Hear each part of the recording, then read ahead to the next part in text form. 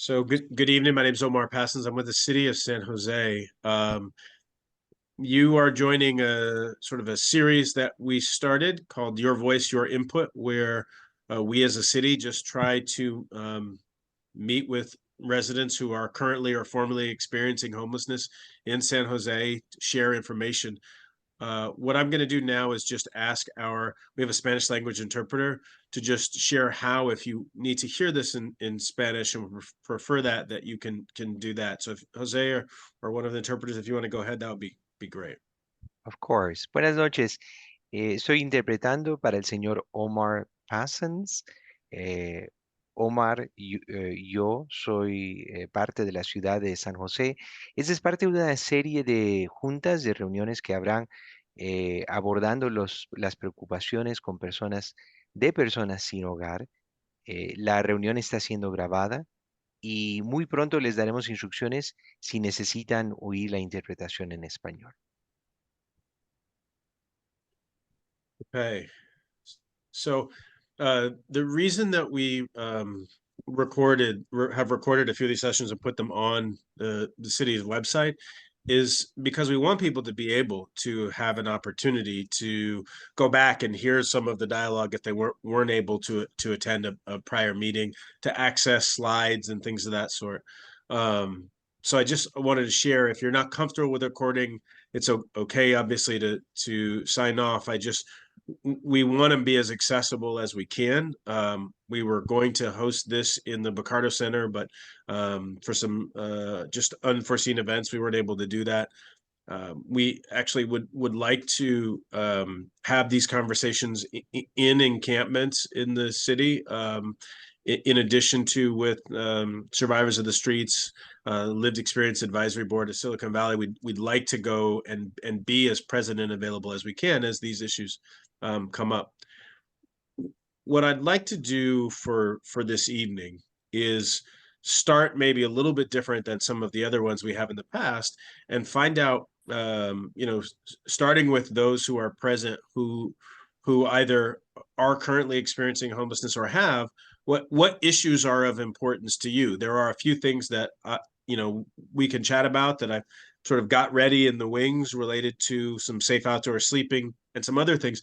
But really, I want to start with what might be important. So if there are any folks in the Zoom who want to sort of raise their hand and share, I'm certainly open to that. Omar, I should start the interpretation channels first, okay? Oh, yes. Sorry, Ed. Give me a minute. Okay.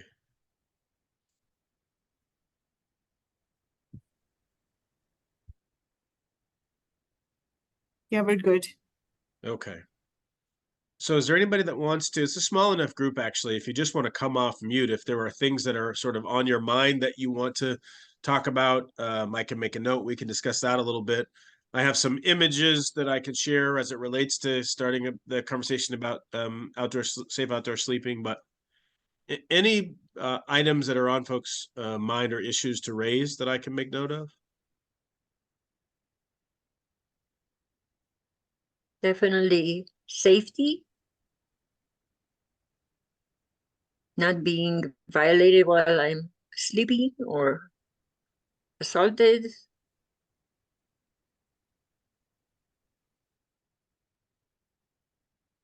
And Gabriella, thanks for sharing that. Maybe can you say a little bit more about that in terms of what role you think the city or other entities could play? Right. Well, I'm thinking of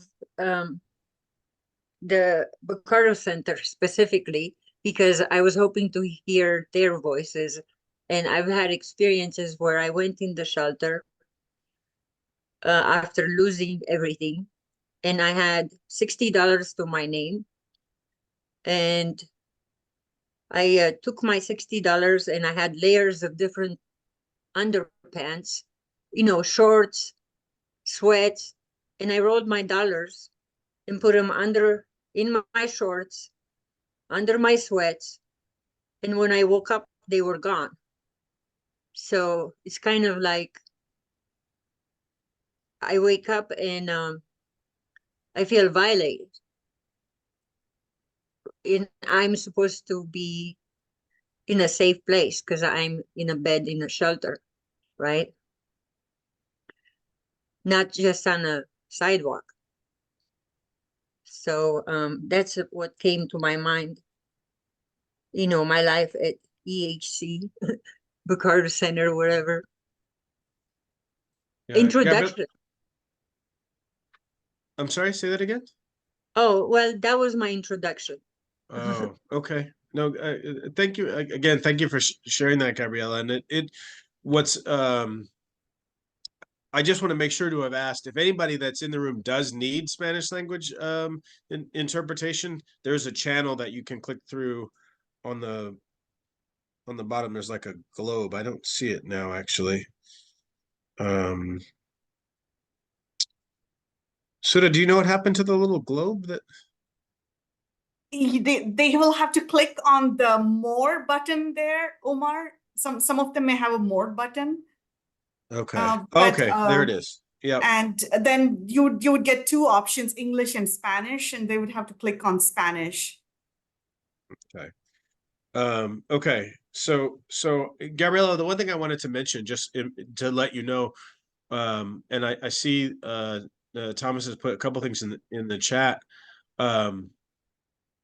I did want to let you know that our like reaching out to the Bacardo Center was focused on the people who are living at the Bacardo Center as opposed to the staff. So, which is to say, I don't know if we do end up having something at the Bacardo Center, if there will be like staff workers from there, or if it will just be people who are sleeping there now. If we do that in the future, but I wonder, are there things you think the city could be doing to better support safety for folks? Of course, yeah. But I would hope that we would want to hear from the guests of the shelter first, without the staff present. Anyways, of course, you know, like safety and you know, like being attacked and robbed and drugged and assaulted and feeling unsafe. This is just from others, you know, like, you know, some protection where working with the police and stuff like that.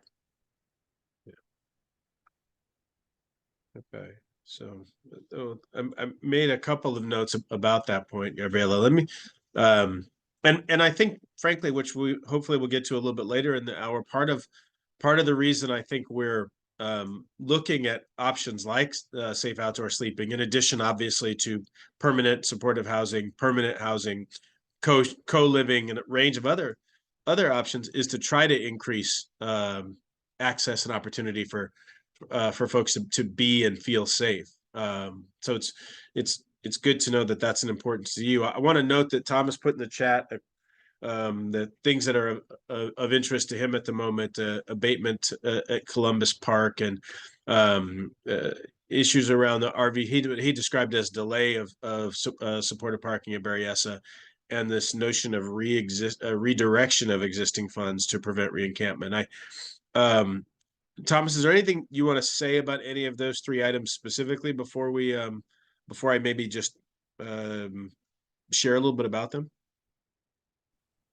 Well, yeah, I mean, the top one is, you know, a major concern to me, right? Because, you know, we were just notified in, you know, one of our biweekly meetings, you know, with city staff that Beautify SJ has, you know, planned to do a large scale abatement of Columbus Park at the beginning of February.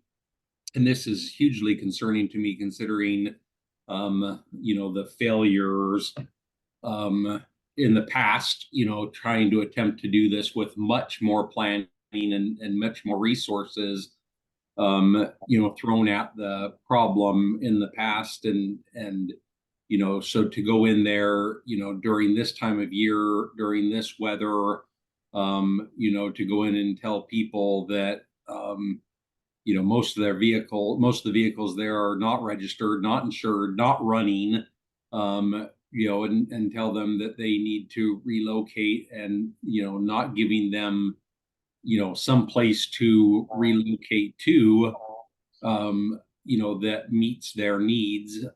You know, even if they met the requirements of the safe parking, there's only 3 spots currently open, last count I had, at Santa Teresa. But most, if not all, of the ones there don't even meet those requirements. And so, you know, you know, to have this come up just for, you know, the purpose of making it more convenient for people to use a dog park that,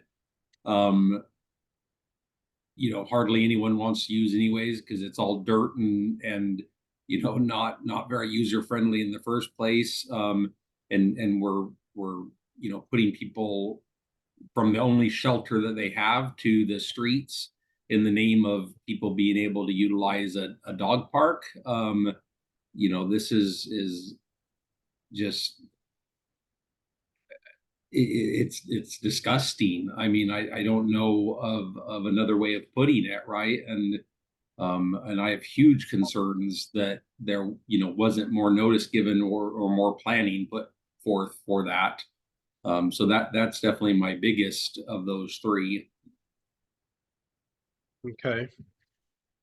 So here's Thomas, here's what I'd like to do. There's a little bit of maybe just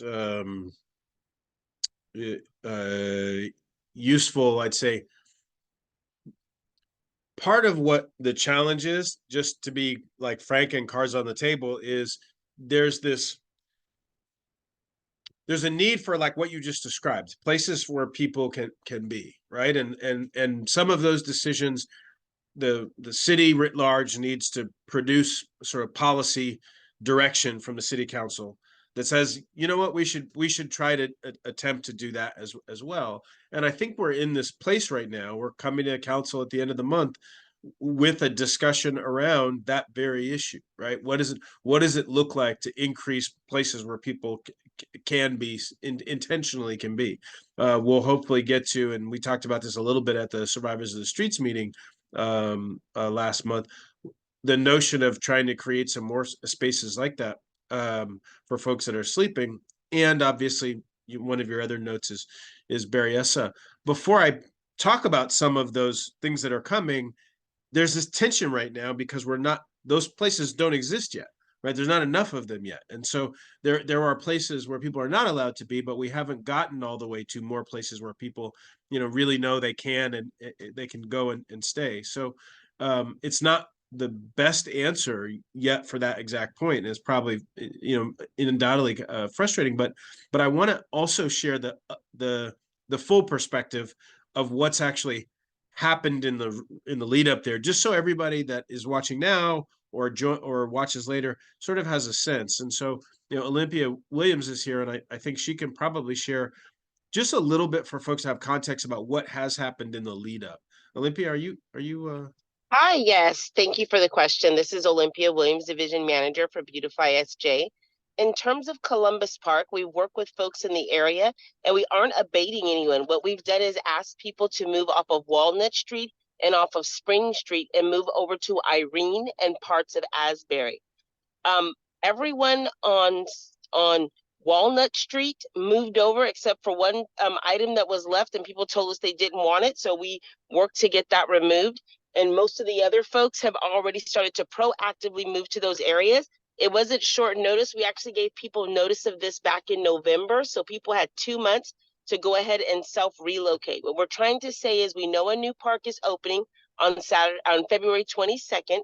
And we want to make sure that we have space for both folks that are living in their vehicles, as well as the park users that are coming to the new dog park in the area. So people did receive notice. Most, like I said, 99% of the people moved, have self-moved on their own, and we haven't had any issues at this point. What we also told people was items they didn't want, they could just leave them behind on the streets and sidewalks, and we just go ahead and proactively move that stuff into the garbage can. So if you've heard something different, you can definitely reach out to me. But folks have been very cooperative at this location up to this point. Well, I appreciate that. And this is actually one of the reasons, like, you know, for this, the call I'm talking about is the issues impacting the homeless call, you know, which is a biweekly call. And if you can put your email in the chat, that would be great. And I'll reach out to you, because we've asked Beautify SJ to be in on these calls, you know, with additional city and county staff that we have on that call.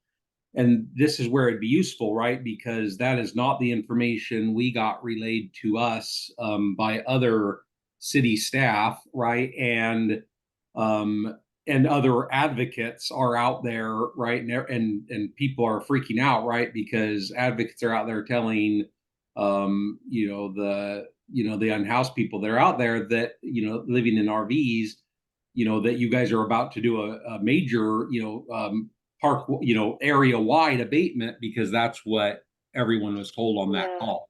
Yeah, I do apologize for that misinformation, but I always like to tell people this. If you want to know what's going on in BSJ, you definitely want to reach out to us directly. We typically don't participate in a lot of meetings because I'll just be very frank, we haven't found it fruitful. But if we could find the right folks that we could work with, I'd be more than happy to be able to give out the correct information. So I will, Suda, I'm actually driving on the road. Suda, if you could help me out by putting my email address in the chat box, please feel free to reach out to me. But no one's being abated, and people have voluntarily already moved over to the area where they're going. So people have been working cooperatively with us, and we've had no problems thus far. Thanks for that, Olympia. I appreciate you sharing that and just adding some additional sort of context and clarity around some of the facts to provide. And Thomas, I think there's opportunity, and to the extent you're getting information from city staff, I think it'll probably just be useful, and we can follow up after this meeting separately to find out, so we can true up those, like the information. Maybe it's just, you know, misunderstandings happen, you know, there's lots of reasons. So I don't want to bog us down there. I think Olympia helped clarify, which is great. I did note, actually, I wanted to make sure that Thomas, that you and that others in this room had information about the Berryessa supportive parking. Sometimes in a council meeting, or, you know, you just hear things from different folks, and you don't get the sort of the real basic simple truths, right? And so it feels like, oh my gosh, what's going on, right? Why is this delayed, or this kind of thing? What most people don't realize is that site that was Berryessa, and, you know, and I still remember going out to the first drive and looking at the site with the broker and trying to figure out if we can make it work. Well, you look at the site just casually as a non you know, technical civil engineer or whatever, and it's like, oh, it's a big 6-acre spot with lots of space, and it's flat. This looks like this should be great. Well, the owner of the property didn't actually let the city even perform the necessary surveys, the sort of technical initial studies, until July, to start the process, until there was an actual lease. And so now we're in you know, late January, right? So they had to do those initial technical studies. It turned out that our environmental folks learned that there were some environmental challenges because of where the site is located. They weren't insurmountable, but it took a little while for that environmental consultant to actually study the site and see, well, is it going to be safe for people who are in their RVs to live on? Because we don't want to, like, you know, create a bad environment for people. So that took a little bit of time to get that squared away. And then they determined, well, yeah, it's okay to use, but you're going to have to dig up all of the top layer, basically, and put a cap over the top of it. Well, that's a major construction project, and it requires that our, you know, the State Contract Act requires that we put it out to bid, and our own in engineering and industry standards require that we actually make the site, you know, that the construction documents meet a certain threshold. Now, I get that this is like, probably sounds like a lot of sort of bureaucratic stuff, but, you know, when the city is attempting to try to help, it needs to take the steps to make sure that it's not harming people in the same process. So it's not, everybody wants it to go faster. I don't want to like, you know, suggest that that's not true, but I did want to make sure, just so at least this room full of people understands, there are 10 departments with, you know, staff, multiple staff working almost daily on some part of this project. And part of the reason that we like to have these kinds of conversations is just to share that information. And then also because a lot happens between community meetings. So Thomas and Gabriela or others on the call that want to know, like, well, I want to stay more in the loop. There are ways that we can help do that moving forward. So, as to Berryessa, it would be great to have those sites. We'd like more, frankly. Our Department of Transportation did a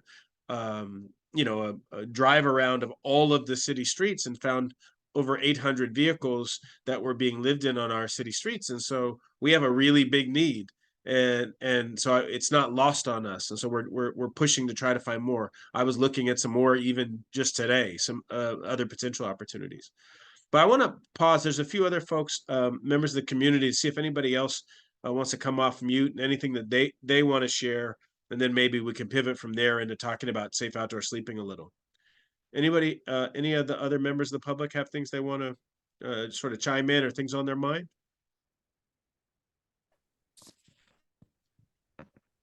Hi, my name's John Duckworth. Go ahead, John.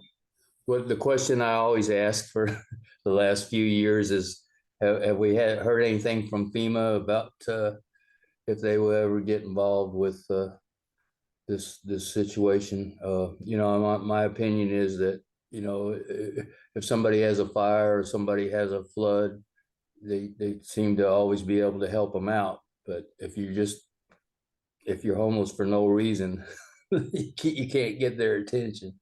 Thank you. John, thanks for that. I think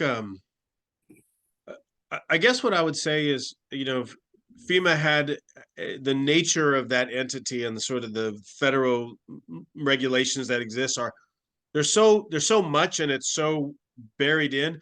I'd actually have to pull in one of our Office of Emergency Management people, and maybe the next time we have one of these sessions, I'll ask them to join in.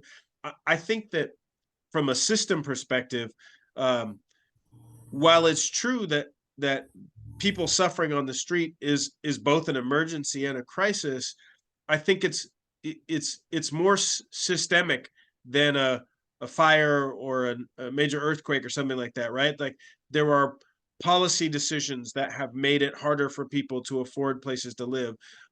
We have a combination of racism and sexism and just all sorts of biases in our society that create additional problems for folks. As you may know, that the amongst youth, LGBTQ youth are wildly overrepresented amongst people experiencing homelessness. It's like 9% of the overall population and 40% of the homeless youth population.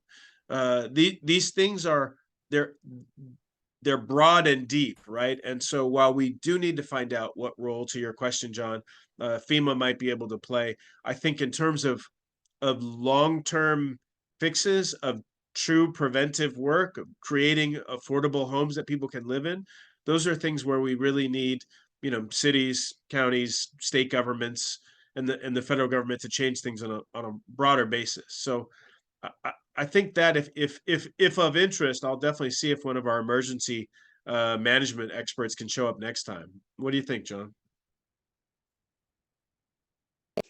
Thank you. Okay. Yeah. So I'll make a note of that to see if I can get Ray or somebody, one of our colleagues, to join. What I want to try to do now maybe is just show a couple of things. We'll see how well I do. Well, first, let me just check and see any other members of the public that have anything they want to kind of share or thoughts or things. And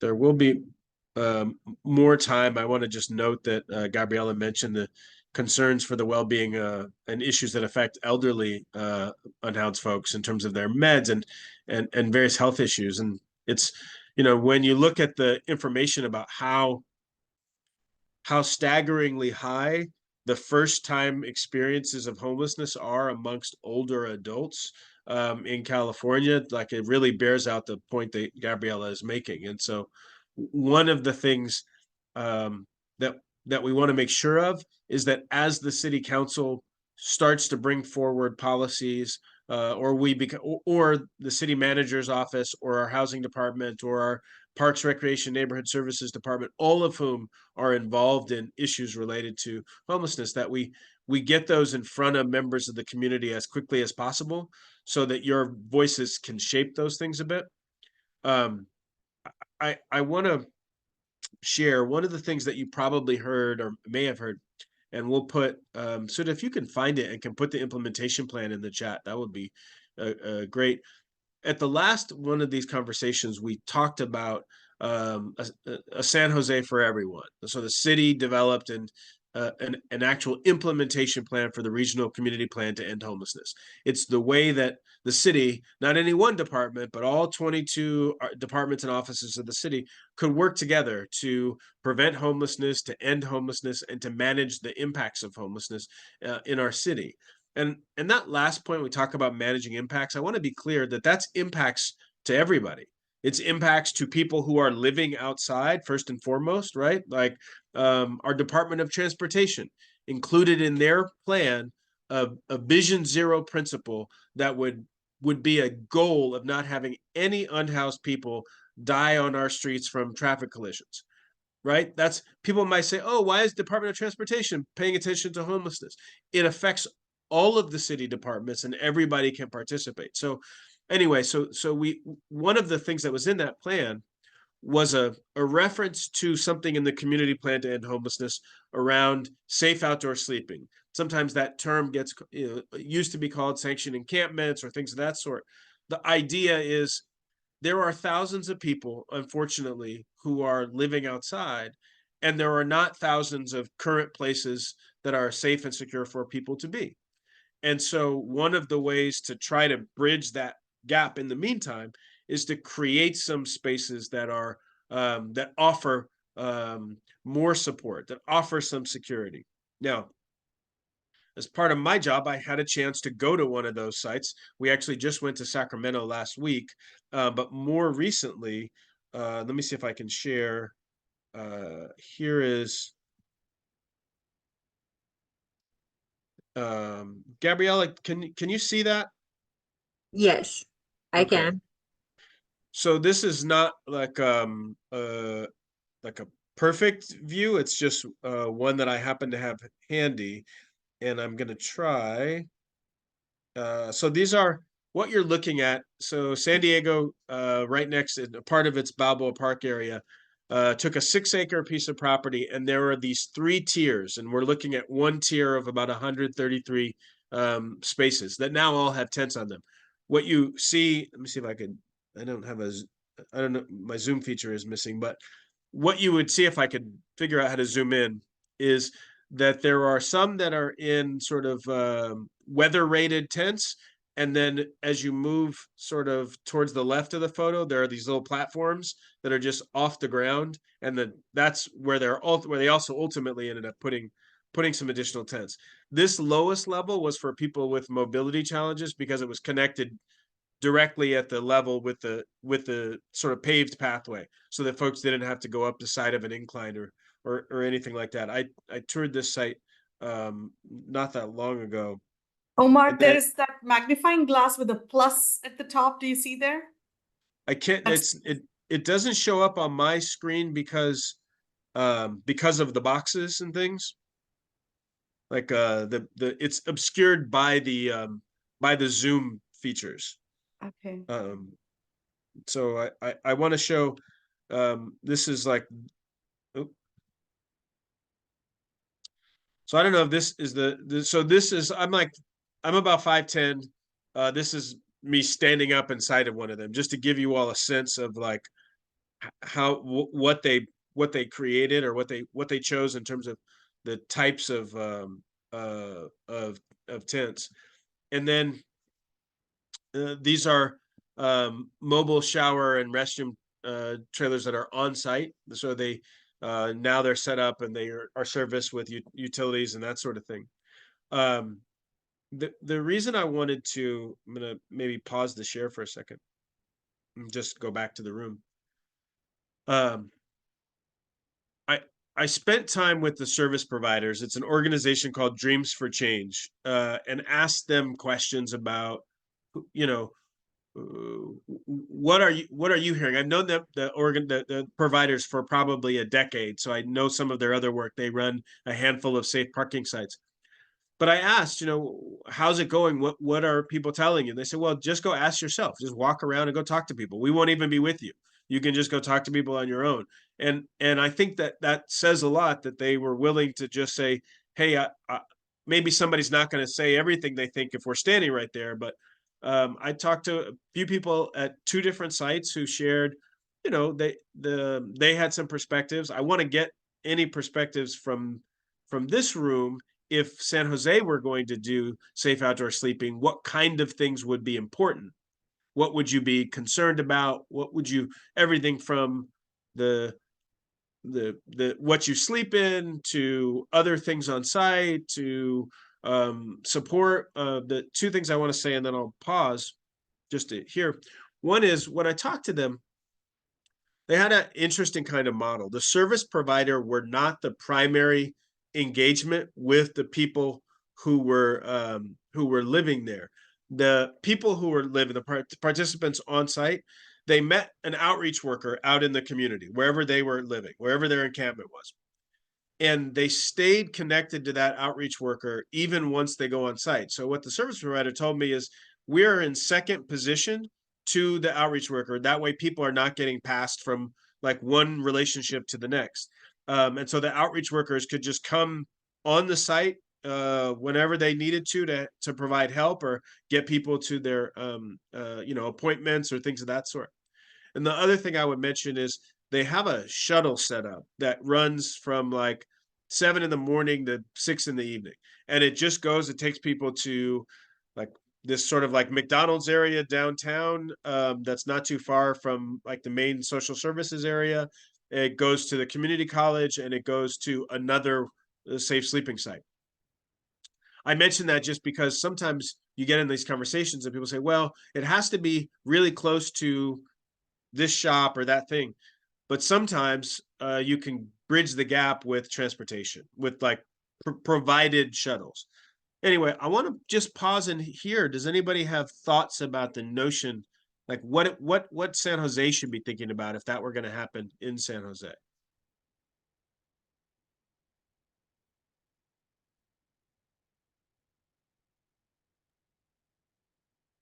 Yeah, I think, one, I'm incredibly grateful that this has been put on the table, right? Like, this has been something that, that a lot of the advocates, we've all argued for a very long time, right? And, to see, even though it is certainly not, the end solution, right? But giving people a space to, feel safe and feel, that you feel like they're not going to get harassed and so forth, goes a long ways. I have had the opportunity to be part of development of sites like this in the past, especially up in Eugene, Oregon area, right? And the rest stops and stuff that they have up there, and they were all very successful. But I think that there are things that are very important. One is as much as possible, having a goal of self-management, right? Nobody does well, but especially, folks who have, those of us who've been on the streets for a while, like, we're not so good at being told what to do by the powers that be, right?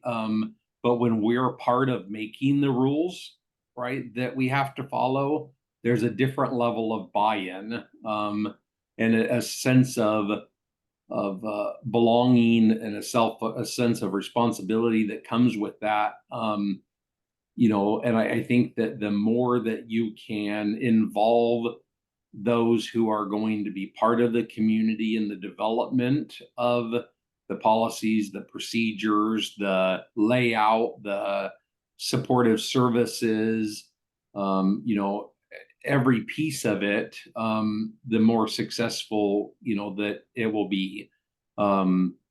And, you know, versus, you know, unfortunately, a lot of times with bureaucracy, like, you know, like we like to design everything first, and then, you know, once it's all done and designed and finished, then we throw people in it, right? And I think that that would be a mistake in this situation. And then the second thing is having, you know, some type of safe storage space on site for people to utilize. Will go a long ways in helping people to become more self-sufficient and being able to get back on their feet again. I appreciate those comments. I made notes. I will say, you know, we took a team of our Beautify San Jose team, our Public Works, and a couple of housing team members, and our police department down to San Diego to visit Think Dignity's. We saw a number of things when we were down there, but included Think Dignity's storage space that they have in the heart of downtown. There's a couple locations to do exactly what you're talking about, and so I think that's something we wanted to plant the seed in the minds of our public works folks who often are responsible for layout and that kind of thing. So it's a good point. I'll let you know. Myself and others in the city have spent a fair amount of time on the issue of self-management. And I have been to self-managed sites in Portland, spent time talking to folks in Oakland about like the pros and cons and where things have worked and where things have struggled. I'll share one sort of a real world example of a challenge, actually. It's sort of like this is not very trauma informed, but it's like a double-edged sword a little bit. Because on the one hand, you really want people to be able to go on to permanent housing, right? Like the goal is to help people get to that permanent destination, whatever that is for them. So sometimes, and this has happened, this is when we think about it. I had a conversation, one of the colleague was telling me, they're like, look, we had this really great relationship with a group of leaders who were really involved and invested in the self-management of the site. And then they all got housed. And then we struggled to find people who wanted to do it, who were coming in. You had to rebuild the relationships. I don't say that. I want to be clear about this, Thomas, and everybody else. I don't say that to say we shouldn't try to work with people to self-design. I'm just I always like to try to give the full picture. I think, Thomas, every time we've spoken, I've tried to be able to do that, just be pretty direct about it. So, but I think there's ways to do it. We actually have a subfolder where we're gathering what different communities are doing. You know, there's a community of commons in Portland, the guy named Tim McCormick runs, who shared some thought information about ways that we could design and be careful. Similarly, you know, hopefully this room, right, and your colleagues and friends, et cetera, will share views of what self-management would look like here. And by the way, I should add that our housing department currently, and its existing interim housing sites and its existing work with the community, incorporates and really tries to leverage the voices of people who are living in as participants, and also before we design. So I just share that to say I hear you, Thomas, and it's an important point about the self-management. I'm curious if there are anything that any folks any thoughts about site issues, like distances between spaces to live, or you know, thoughts about whether they need to be paved or not paved. Any thoughts on those from anybody? John, Gabriella, others? Yeah, when I saw the picture that you showed, although it was kind of tiny, I thought about, well, some people would want privacy and space, and some people would want to like have access to like whoever's to the right or left. It really depends on the person. But when I looked at that, I thought about there's absolutely no cover from the sun or, you know, so I could see like having a central location where if people wanted to meet and talk to each other, they could be like a hall. Oh, thank you. Like a hall where they could break bread together or just have a conversation where they're not exposed to the elements. And then if they wanted to be in their own space, they could, you know, do that at the same time and not be forced to be around a lot of people. But I thought about one incentive is you spoke about the providers and the outreach workers. You know, having the same outreach worker, you know, to maintain the quality of the trust and, you know, it takes a long time to build relationships. That's an awesome idea to keep the same outreach workers for, you know, maintaining the trust and growing with the person because it may take a couple of years, right? But you know, having like if somebody wanted to come and let's say host, having access to transportation, like you said, or to go to the downtown social services or to like medical facilities, having those shuttles would be great. And then you know, like for like people that reside there, maybe coordinate where the shuttle would go, what time the shuttle comes, where they could be an asset and they can use that time as volunteer work or whatever, or when they apply for a job in the future, they can put down, I did this for a period of XYZ in different departments, whether it's food and so on. Not necessarily a position, but a training and experience gathering. And it gives people ownership of their environment and feeling good and feeling part of and feeling like self-sufficient in their own way, proud, you know. Yeah, it's Gabriella, it's interesting to hear you say that. I didn't mention this initially. I actually talked to a couple people who were participants in the site and uh and being paid, one of them to be kind of like the person you come in contact with when you first show up on the site, and the other one was kind of doing some like minimum kind of cleaning stuff at that particular location. It was interesting. I forgot about this until you just mentioned it. One of the guys actually, he was saying to me, he said, "Man, when I got here for the first like month or so, I didn't want to anything to do with anybody. Like I didn't want to. I just wanted to stay by myself." And he said, they kept coming around and just like not asking too much or make it easy, kept coming around. And he said, ultimately now I'm at a place where I'm I'm a little more like he kind of like equaled out, I think is kind of what he said. And then he was able to get to a place where now he's the one of the two people I mentioned who's like working around the site. So it's real like open and outgoing. I think to your point around opportunities to engage in like work or volunteerism or workforce development training opportunities. It's a good point that I just made another note about. There was a woman from the local Rotary in downtown San Jose who was just asking last month if they could go to different sites and like engage people about different types of job opportunities and workforce development and training.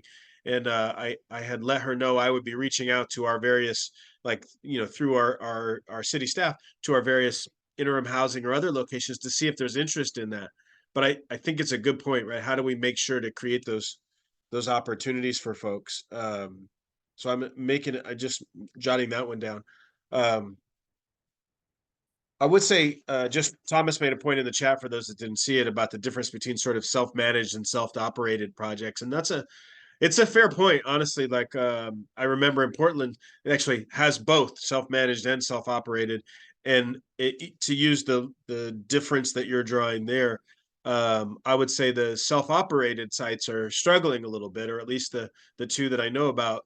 I actually went to the first time I saw like a cabin village was in Portland, and they had a not self-operated, self-managed, where to your point, the rules, the code of conduct, the like you know, what are the boundaries for how people interact with each other were developed by the participants and then reviewed on a regular basis by the participants. So I think, Thomas, to your point, there's certainly room for that. And like I said, I think that's part of the way that our housing department currently tries to work with folks. I'd be interested, since we're in the last 10, 12 minutes here, as we look towards more of these opportunities to have these kinds of conversations. I mentioned that we'd like to go into encampments and have them. I'll tell you, part of the reason that we don't put the next session on the website or what have you is the purpose of these interactions is to hear from people in a space where they feel comfortable sharing. And so, unfortunately, in the broad public, sometimes if you put it on a website or what have you, you can like, on the one hand, it's like, well, everybody knows, but on the other hand, you can get people in the room or in person or on Zoom who are maybe not as open and willing to hear each other out. And I think from a city perspective, it's really important that we make space for people who are like what I could consider to be the highest on the expertise level when it comes to the issues we're dealing with. So I would be interested to know, you know, future topics. I mentioned that we're coming to the council with two fairly large oversized vehicle issues on January 30th. So that will be important for folks that are interested. All those information is available, obviously, on the city's website, and we can help connect for that. But then also, you may remember that last year the city worked with the VTA, the Transportation Company Authority, to approve a site in North San Jose called the Serona Yard. That's still moving along, and we're looking to come to council in the next several weeks with the lease for that site. That hasn't been designed yet, so there's opportunity, to the point raised earlier, to potentially engage in, well, what's that going to look like and how's it going to work. I think the one thing, and then I'll pause and see if there are questions or comments, even anything that I may have missed from our own city staff. The one thing I would say is the reality, like if we're going to have just honest, direct conversations with each other, the budget realities are having impacts on some of these conversations, right? So the cost to do individual, like if you think about Guadalupe LaE, right? You've got an individual room with a bed, with a bathroom. Those things have gone way up in cost over even just the last year. With inflation, you heard about the news. I share that with you to say part of what we grapple with as a city is, how do you weigh the question of, do we have more units, maybe more places for people to stay that don't all have bathrooms inside of them, maybe, or that aren't all like the 120 or 150 square feet, but more people have access. There's a trade-off there, and some of it is financially driven, and it's just good to share that. Our budget director, I mean, I don't speak spreadsheet, but I'll tell you, our budget director is going to come forward next month and share the current state of the city's budget. That's another place that's really useful to kind of pay attention to, because those drive these conversations a lot. I want to just pause and look around and see topics that are on folks' mind to maybe talk about next time, or people from the city that you might be interested to hear from. It could be PD, it could be fire, it could be the emergency point that John raised earlier. Any aspects of the city government that folks have been wondering about or wanting to have part of the conversation?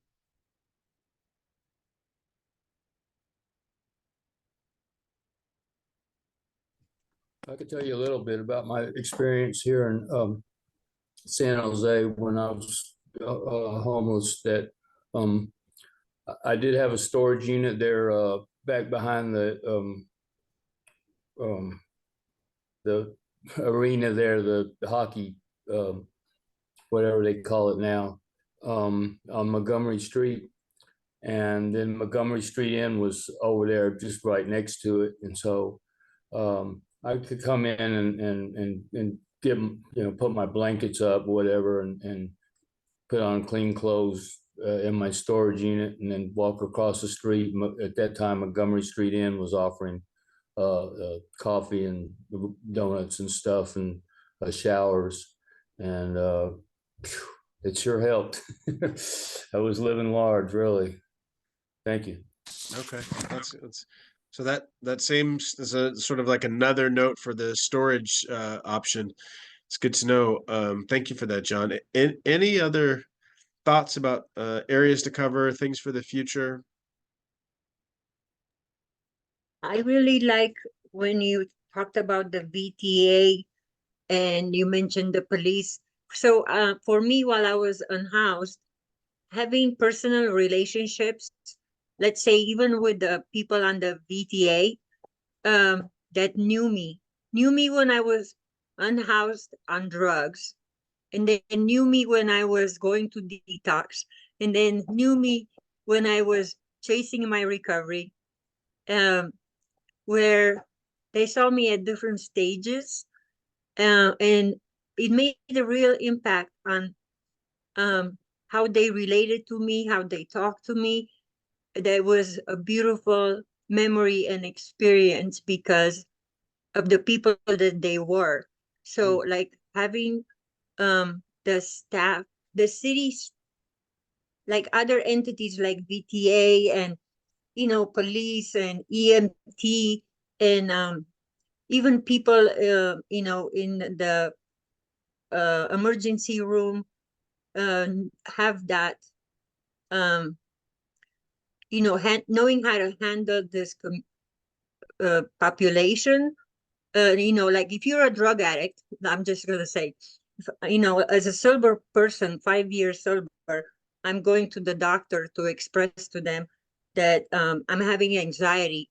And because of my history, some doctors are saying, oh, she's just wanting some drugs. No, I'm having a real issue. Just because I have a history doesn't mean that's who I am right now. Like educating and bringing community. And then you like mentioned that the Rotary Club or other places wanted to interact with the folks, having opportunity for community to get to interact and be building real relationships where the view of the rest of the city can see the unhoused as a real person rather than a drain on society. Yeah. Gabriela, thanks for sharing that. It actually gives me an idea about going back to the workers at VTA and seeing if there are members of their workforce that would be interested as we move towards having a site there, in just having just like regular conversations, right? Like a regular opportunity to engage and kind of get to know people who are unhoused for the whole totality of who they are. Maybe that can bridge gaps. I'm going to make a note of that one for my next conversations on that front. And with just a few minutes left, Thomas, maybe any last thoughts, and then we'll wrap. Yeah, so I just wanted to, and we can talk more offline, but I wanted to throw this out there, as an idea for a future. I know that, Leap SV is planning an event that, probably towards the end of February at Santa Teresa to, do an engagement event where we bring out the food truck and some other services and stuff. And we're working on putting together a participant advisory committee, a lived experience committee on site there.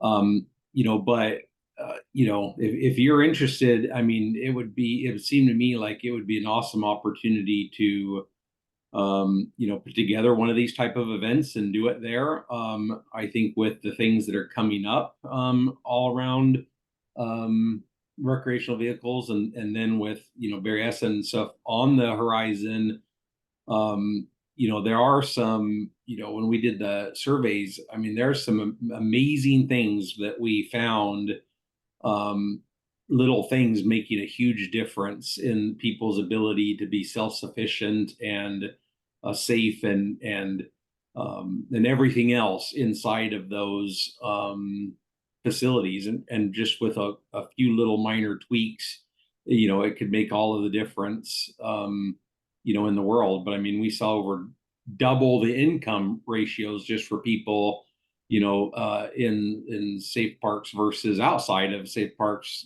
So I mean, I think that there's a lot we could learn from that environment, and the people out there would, they're amazing folks who have a lot to share. I think it'd be a great opportunity.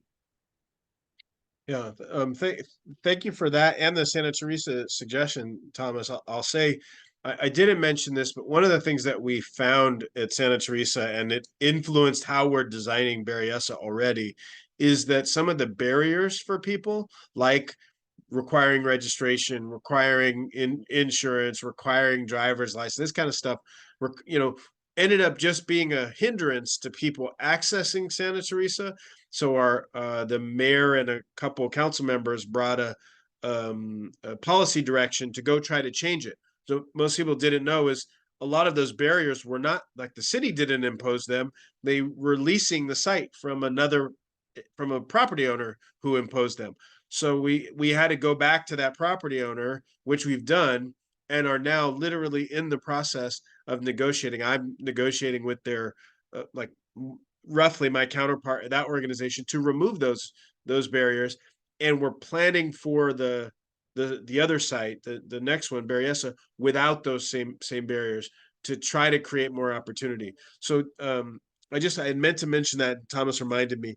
It's 8 o'clock, and so what I'd say is I'll definitely, there's a few things that I need to follow up on that folks mentioned in here.